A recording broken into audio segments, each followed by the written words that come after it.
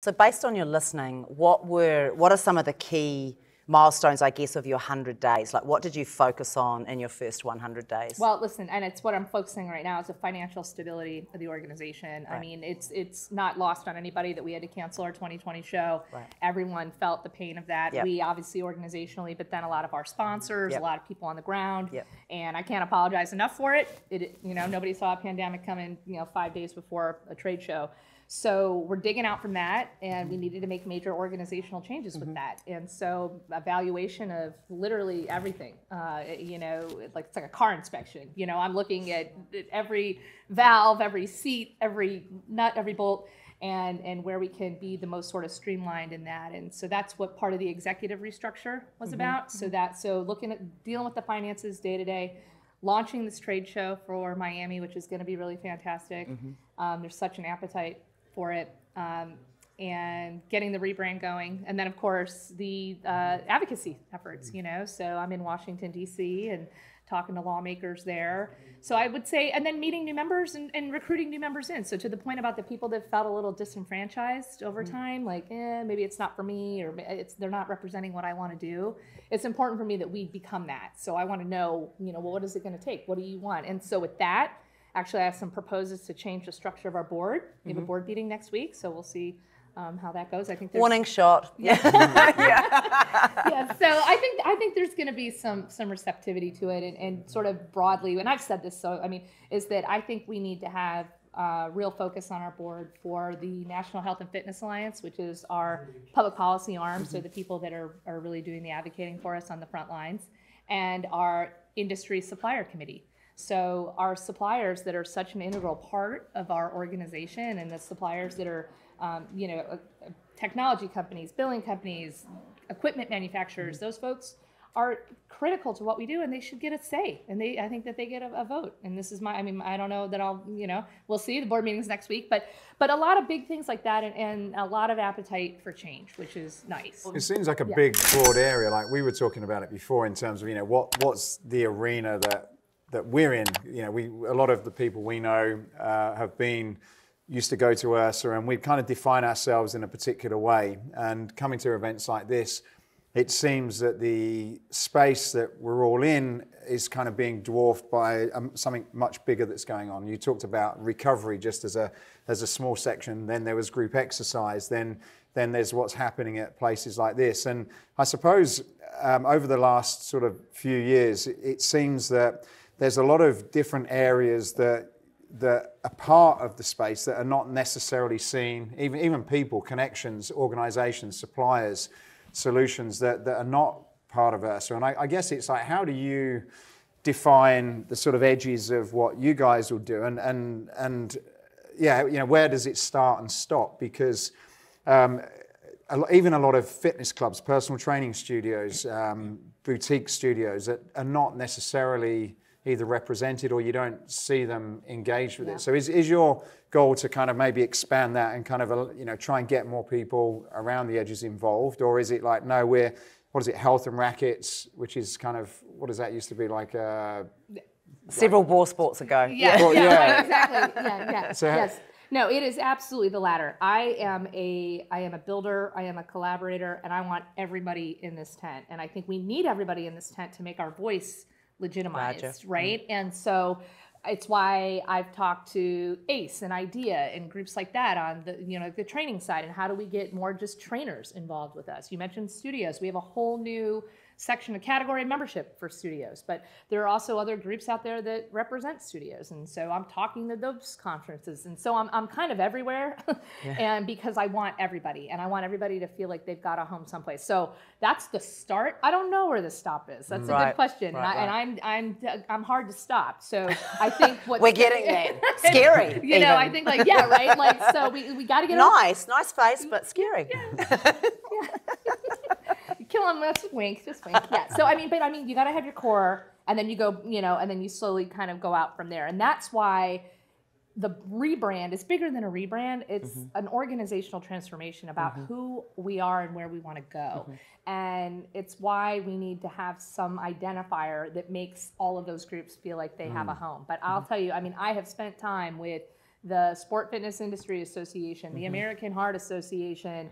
I mean, it is alphabet soup, and and the good news is, like, in Washington D.C., they're all there, and everybody has an office in Washington D.C. So those are all sort of the International Franchise Association. He and I, the president of IFA, are dear friends. So talking about that and how we get more of these franchises focused on fitness, and so there's a lot happening there with sort of bigger, broader organizations. And then you go down to brands, and they're all there too. I mean, Nike office, Lululemon office, Weight Watchers office, United Healthcare.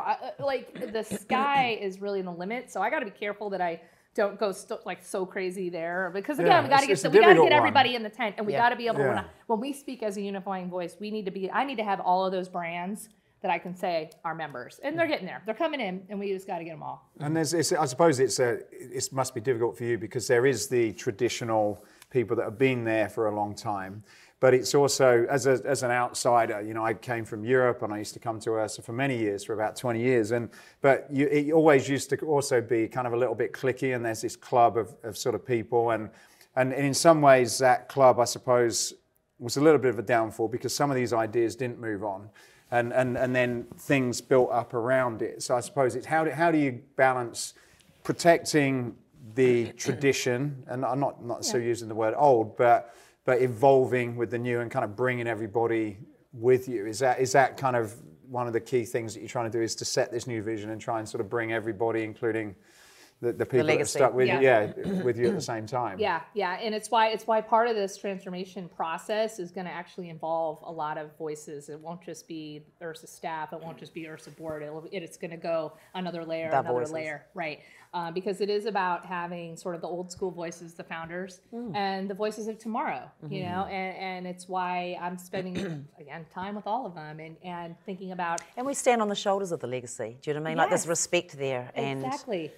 And there's new ways of doing things. So right, and and then not running away from diversity, equity, and inclusion. And what does that look like? I mean, I hear a lot like, oh, we're this industry of all these old white guys. Well, every industry is old white guys. Like, it's not, honestly, like, it's not just us, right? So it's about, how do we get sort of new, people that are on the bench up into leadership and more in the management of that. And so you need a strong board that's going to do that. And that's what's exciting about our board, is we have a great board, and we're going to bring more people on, and then sort of change the dynamics of just other voices like we talked about earlier. And so it starts with leadership there. And then, there's some other councils and sort of committee restructure and things that I want to get going there. And, it won't happen overnight, but I believe that having more of these voices at the table that are weighing in on all this makes us stronger versus a sort of small concentrated set of folks, whether it be old school or new. I mean, people are opinionated. I'll tell you, I mean, there's lots of opinions, maybe a couple egos. But, really? We have no idea what you're talking about. So, how has it, when you came into and decided to take on the role, has it sort of, and I guess it always changes, but what are some of the big differences from when you kind of looked at, okay, this is going to be an interesting challenge, to, as Emma said, 100 days in, how you kind of see what you let yourself in for now? The reality. Well, you want me to get real? I've had a hard we want you to get real. Have the other half and then get real. So listen, I mean, it was a pretty extensive interview process that I went through. I mean, I went through 8 rounds of interviews with all kinds of various stakeholders. Wow. So in every round, I peeled back a little layer of that onion and saw, oh, okay, that's going to be something we got to deal with. Oh, we got to deal with that, right? And you don't really know until you get in. And here I am, and the good news is that you're still here. I am still here. That is good. We're in the second 100 days. No, but it's that we have a great team, and I think that when challenged, and everybody has seen this with so many of your staffs, is who rises up. Who is putting on another hat, who is filling another job that they didn't necessarily hire to do, and they're not being paid to do it, but they're doing it for the good of the industry. And we've got a lot of those people on our team, which is really inspiring. People that really are working hard and creative and problem solvers. And so I'm really excited to represent the staff. And I think that have been through a very traumatic, year and a half, and they've been at the front lines of this organization. So I think that that's one thing that I'm continuing to sort of look at, where we've gone, or what I've figured out sort of since then, right? also, who are the voices in the industry that you can leverage behind the scenes? And there's quite a few of those. And so I've got little whisperers out there and connections and all that going on, and which has been really spectacular, because you need somebody that is a trusted vote of confidence. I mean, I'm new and I think I'm building it, right? But I'm new. And so that's been really exciting to sort of to see that and to learn that. And then, you know, to just learn more about the Boston operation, you know, and originally I was like, we don't need a Boston office. Well, there's quite a great culture going on up there. And so I believe we could probably have that. And then I can build out the future in Washington for every new hire that we, you know, where we go there. And that's one thing we've learned too, is right, in a crazy hybrid world, we don't all need to be anywhere, anytime, anyway. You know, you can, you know, where you're not working from home, you're living at work. So how we could, you know. And it's interesting, like even this forum here, there's a bunch from Boston.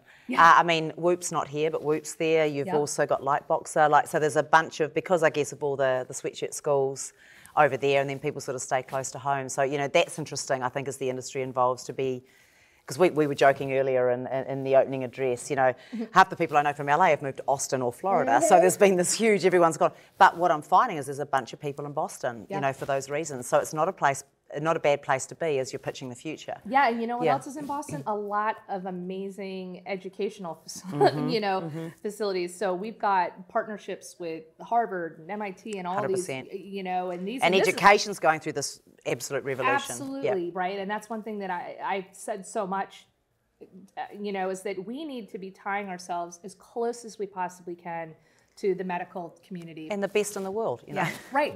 And but that we are preventative health, that exercise is movement. And we say that amongst ourselves. That kind of just is swirling around here. Yeah. Like, that's not going on out here, right? So how do we have a campaign, an externally facing campaign that's going to do more of that?